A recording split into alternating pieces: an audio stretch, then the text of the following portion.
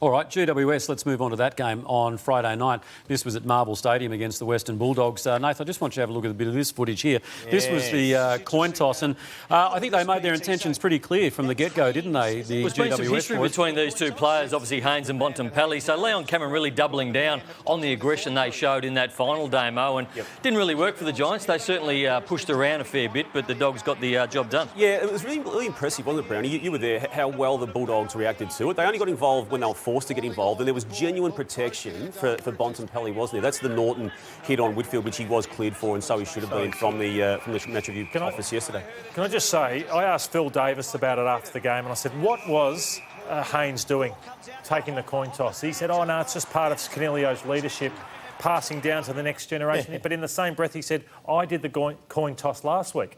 But Phil Davis has been captain for the last 10 years. How's he the next generation of leadership? Yeah. So it didn't really make any sense at all. And it was a weird situation, wasn't it? And it was also for the Bulldogs coach, Luke Beveridge, who commented post-match about that very act, the coin toss. Coin toss. Yeah, I didn't, the Haynes thing was peculiar. I wasn't sure whether he had a milestone or if he didn't, it was strange. Yeah.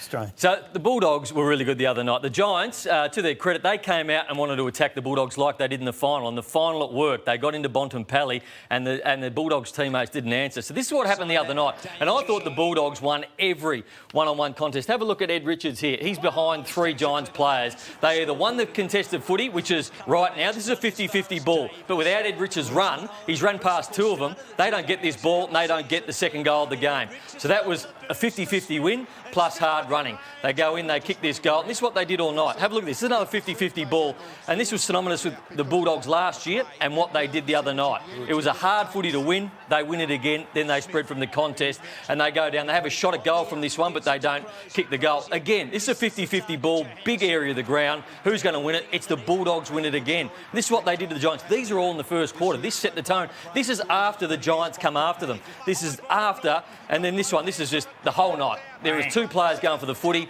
Whitfield, I don't think he went as hard as the Bulldogs. I reckon he's putting in one arm there, and that was what the Bulldogs did to him the other night. They just beat them up. Nice. They responded to the final last year. That's a good point you make, Brownie. Nice. And if you're going to make a statement and have someone toss the coin and try and get inside the head of Bontempelli and push and shove, that's fine. But when the footy's there, you've got to put your head over it and win the footy. And I thought there were a number of efforts that the Giants were poor, and that is one of them. And Brownie, you're spot on. He did go one-handed. Norton wanted it better, and the talk that there was a possibility of he being suspended for that on Friday night was absolutely ridiculous. That is a footy effort.